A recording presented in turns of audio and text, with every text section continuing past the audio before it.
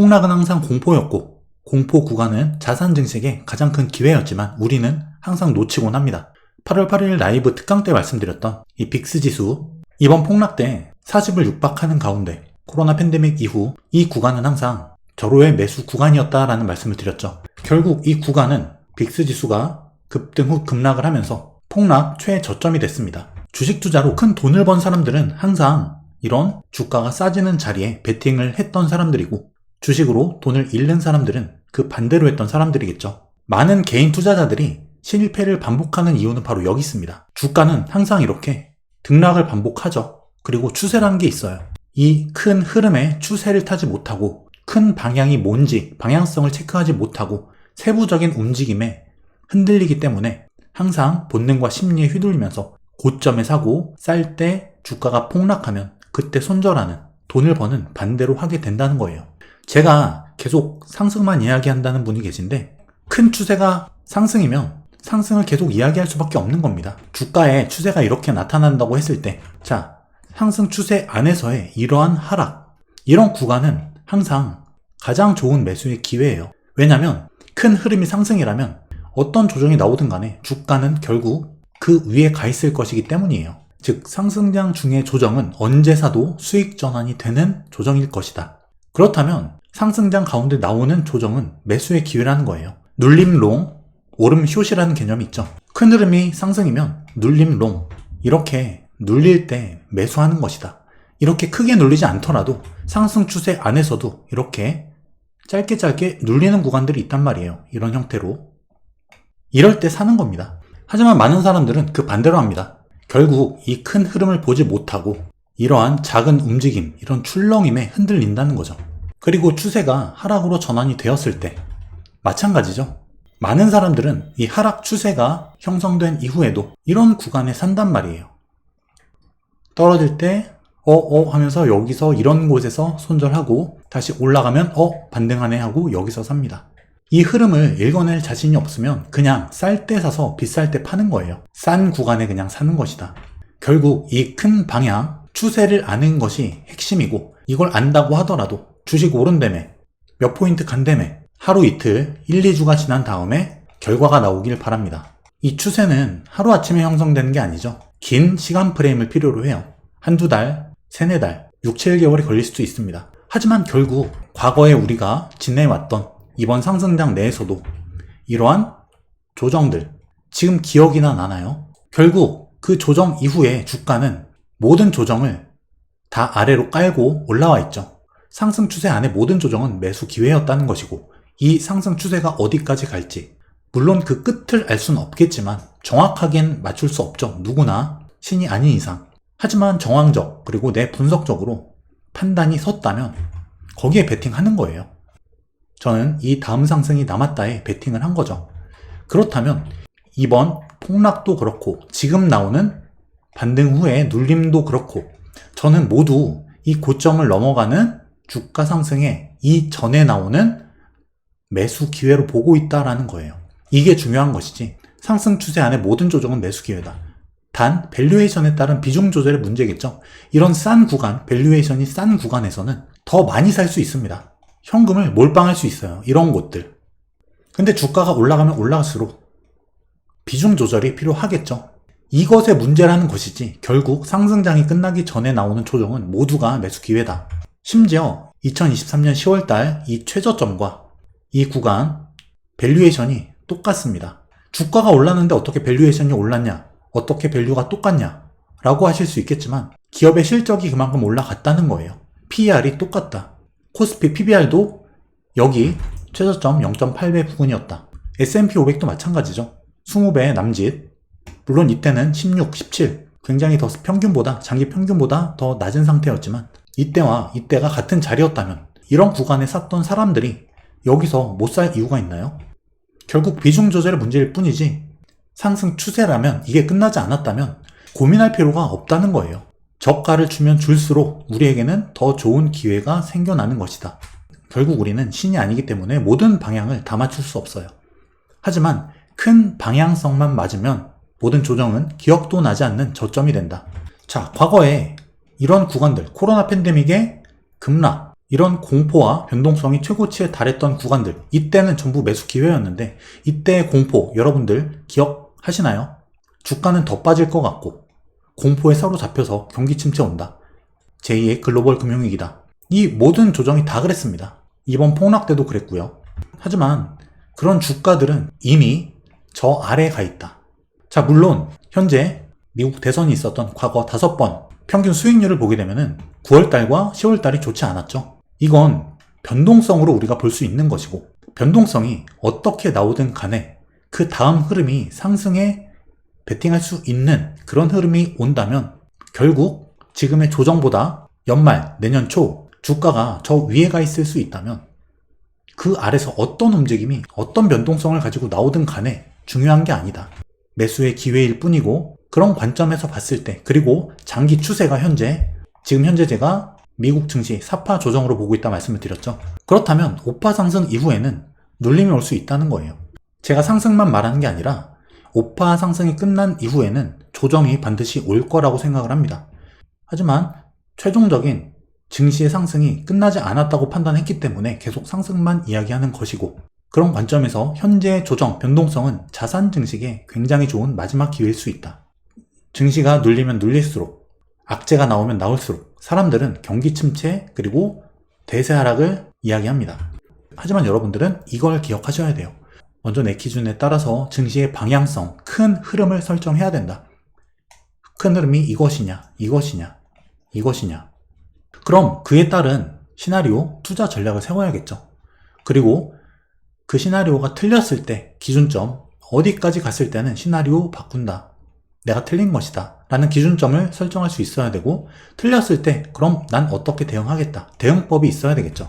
가장 중요한 거는 증시 방향성이 설정되었다면 그 기준이 흔들리면 안 되는 거예요. 가장 좋은 건 시간 프레임을 길게 가져가는 겁니다. 하루 이틀, 1, 2주가 아니라 최소 몇 달 단위로. 지금 여기가 4파 조정인데 여기서 그냥 이렇게 바로 들어 올리든, 여기서 요동, 변동성이 많이 나온 다음에 올리든, 올라가면 끝인 거예요. 여기서 조정이 어떤 방식으로 어떻게 나오느냐는 중요한 게 아니다. 물론 기준점을 깼을 때는 시나리오 변경이 필요하겠지만 이걸 반드시 여러분이 기억하셔야 되고요. 자, 제가 8월 8일 라이브 특강 때 말씀드렸던 내용 중 나스닥의 시나리오 말씀드렸죠. 폭락 이후의 반등, 1차 조정은 마무리된 것으로 보인다. 제가 이때 하락 시나리오를 말씀을 안 드렸어요. 그래서 하락 시나리오는 보고 있지 않느냐, 이런 질문도 들어왔었는데 이때도 마찬가지로 4파 조정으로 보고 있었고, 1차 반등 후에 이 하락 또한 반등 후 눌림의 가능 범위, 적정 범위 내의 조정이었고, 결국 이 반등은 여기까지 올라온 거죠. 그래서 이 이후, 이때가 8월 8일이었는데 여기까지 증시가 올라오고 다시 눌리고 있는 상황입니다. 지금 제가 얼마 전에 말씀드렸던 스터디를 통해서 말씀드렸지만 어쨌든 이 시나리오도 마찬가지예요. 이때 말씀드렸던 시나리오와 맥락이 똑같습니다. 이 상승에 대해서 적정 하락폭, 그 다음에는 상승을 보는 것이다. 이때도 상승 시나리오였기 때문에 당연히 5파 상승이 남아있다라고 보고 있었기 때문에, 단지 기간적으로 이러한 대선의 변동성, 기간적인 변동성이 필요하겠지만 금리 인하에 따라서도 그렇고, 결국 큰 방향성, 다음 움직임은 상승으로 보고 있다는 거예요. 지금 증시가, 자, 이 자리에서 말씀드렸던 시나리오, 이 박스권까지 조정이 오면 매수는 이런 자리에서 하는 것이다 라는 말씀 드렸고, 주가가 지금 여기까지 빠졌죠. 이 박스 상단까지 왔는데 1차 매수 구간이라는 거예요. 그리고 나스닥 100 기준으로 18,200 중후반대, 여기까지는 매수의 범주인 거예요. 자, 물론 이 자리가 지금 이 상승 후에 이 눌림입니다. 하지만 이 눌림이 사실 100% 어디서 끝난다, 맞추기 어려워요. 그래서 중요한 게 그 다음의 흐름인 거죠. 이때와 마찬가지로 그때 세웠던 시나리오와 마찬가지, 똑같이 상식적인 선에서 이런 시나리오를 또 세웠던 것이고, 이게 틀리더라도 큰 방향이 맞으면 무조건 수익 전환이다. 만약에 여러분들이 경기 침체 대하락장을 말씀하시는 분들이 많은데, 그런 분들은 최고점 꼭대기에서 이미 팔았거나, 추세 이탈할 때 이런 데서라도 팔았거나, 아니면 조정이 나온 다음에 반등했던 이런 시점에 이미 팔았어야 된다. 지금 이렇게 흘러내리고 있는 이런 구간에서 파는 게 아니라는 거죠. 현재 S&P 500의 PER 22배에서 잠깐 멈춘 건데, 과거에도 이 22배 구간은 굉장히 뚫기가 어려운 밸류에이션 상단이었어요. 여기서 계속 막혔었죠. 지난 장에서도 뚫기가 어렵다 한 번에.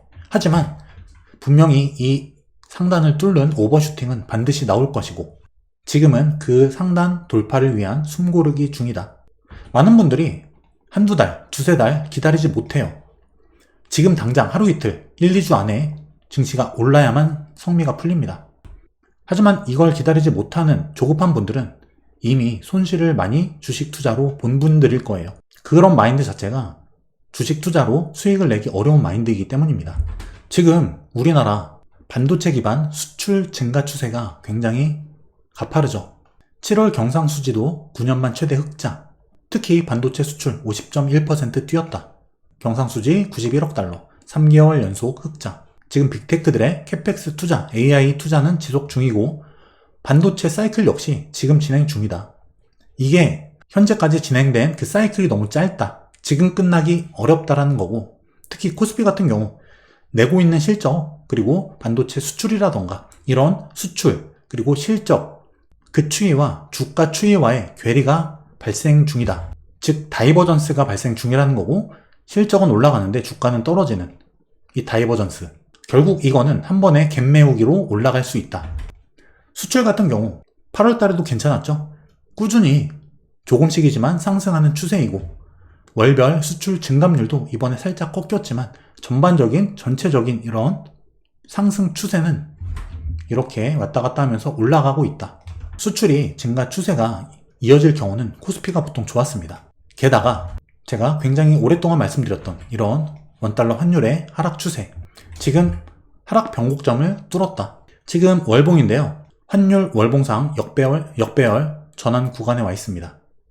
본격 추세 하락이 일어날 수 있는 그런 자리고 이거는 월봉 기준이죠. 되돌림이 잠깐만 와도 몇 주가 흘러간다.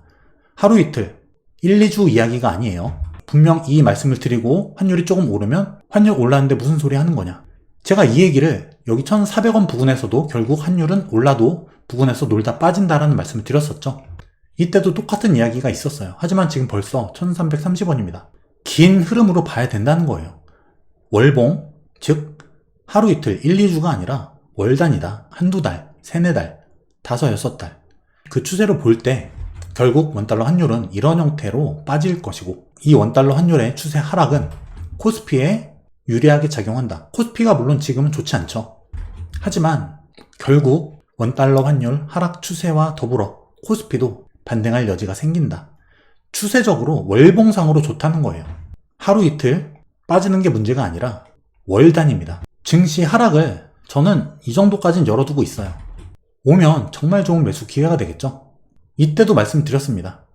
분할 매수를 이런 구간에서 하는 게 아니라 이런데 맥점 오면 하는 것이다. 그리고 설령 더 빠지더라도 이런 구간에서의 눌림은 언제 사도 수익 전환되는 매수 기회입니다. 지금 증시는 이 자리에 와 있다고 보고 있는 거예요.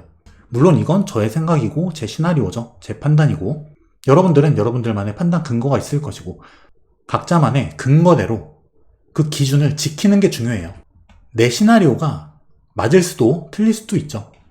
하지만 그건 내 원칙이 틀리더라도 내 대응 방법, 기준이 명확하면 결국 그 사람은 돈을 법니다. 이번에 틀렸을지라도. 그래서 이 과정이 중요하다는 거예요. 여러분들도 제 이야기나 다른 유튜버들 혹은 전문가들 그런 이야기가 중요한 게 아니라 내 기준점을 세울 수 있는 실력이 중요하다는 겁니다. 유튜버 말 듣고 투자했다가 그 말을 다 이해도 못하고 의도한 바와 다르게 투자하고 다른 사람에게 투자의 책임을 떠넘기는 것만큼 스스로 비참한 게 없는 거예요. 투자는 내 돈으로 하는 것이고 그 누구도 내 돈을 책임져 주지 않는다. 결국 모든 책임은 나에게 있는 것이고 내 돈을 불릴 수 있는 것도 또 잃을 수 있는 것도 결국 내 실력에 달렸다는 거죠. 결국 공부밖에 없어요. 그리고 그 공부를 바탕으로 소액으로 경험을 쌓아나가고 내 기준점이 만들어지면 그걸 바탕으로 승률을 높이고 적절한 손익비와 자금 관리로 투자를 반복하다 보면 승률이 늘어날수록 투자금이 늘어나고 성과는 한 번에 나타납니다. 이 과정 없이 주식 투자로 돈 벌 생각하지 마세요. 결국 운 좋게 몇 번 벌더라도 이렇게 됩니다. 제가 이 모든 과정을 경험해봤고 시행착오를 겪었기 때문에 말씀드릴 수 있는 부분이에요. 오늘 굉장히 중요한 이야기인데 꼭 기억하시고요. 여러분만의 기준을 꼭 만들어 가시기 바라겠습니다.